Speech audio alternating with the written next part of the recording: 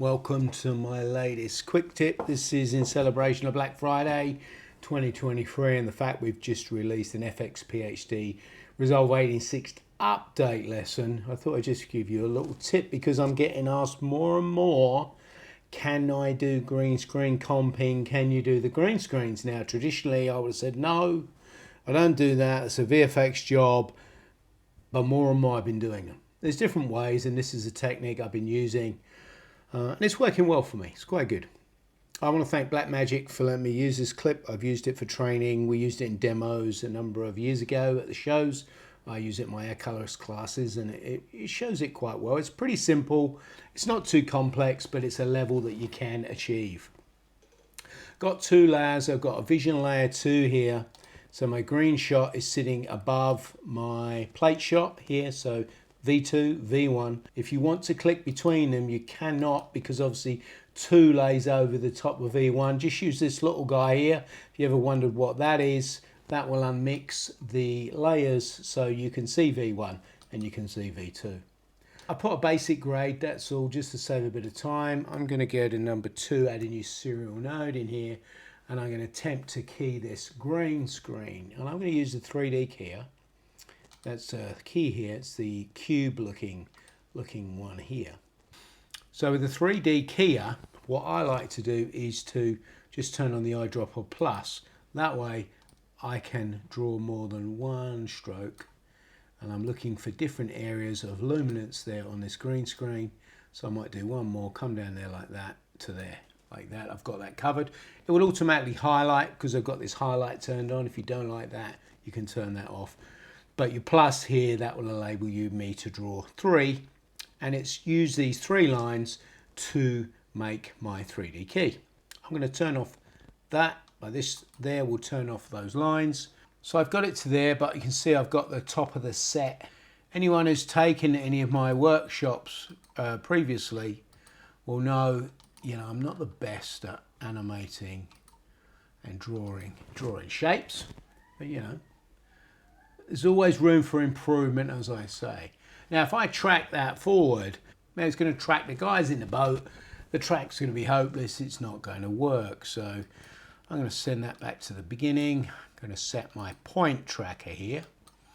Send this guy up a little bit. I'm going to just use this add point there and put some points on this shape. I'll put one up the top there on the edge of the green screen. Put another one just there like that, and then put a couple down the bottom, which will enable that to just lock on to there. Point tracker is really cool for just this very Steven Spielberg with my next colouring job. Yeah, he can wait. Let's go forward on those 2 points. Now, that's done a really good job. Probably just got to extend my shape a little bit, that's all. We're in global, so it doesn't matter. I can just extend that off the end here, like that. Like that. So just to go over that with the highlight there, I've got that in my key. I'm going to invert that. 3D keyer. Invert is this guy here. Pretty good, so that's masking that out. That's tracked. Got them in a key like that. Highlight off.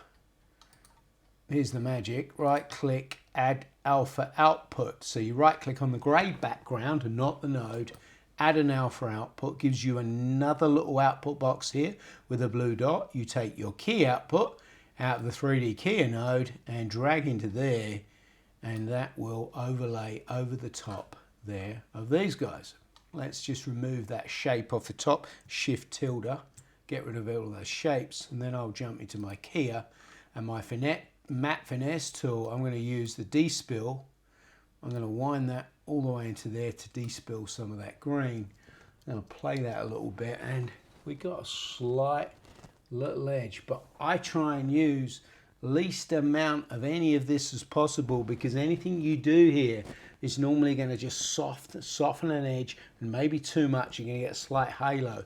So if I'm using anything, I'm using very small amounts. I might use just a little bit of the pre-filter on it, not much, and then I'm going to go to shrink it very slightly and just shrink the radius in.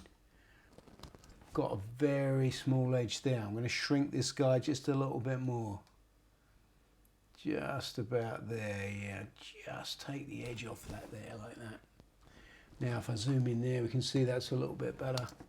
Now I could start colouring here, obviously, but I have to colour 2 layers. And I have to go from one to the other. I mean, I could unmix them and grade them reasonably easy. But when I'm looking for a look, really, I just now want to grade this as one comp and not really think about it as being 2. So once I've selected both there, I'll right click and at the top of that option, new compound clip, and call this boat comp. Really creative naming, don't you think? Boat comp, like that.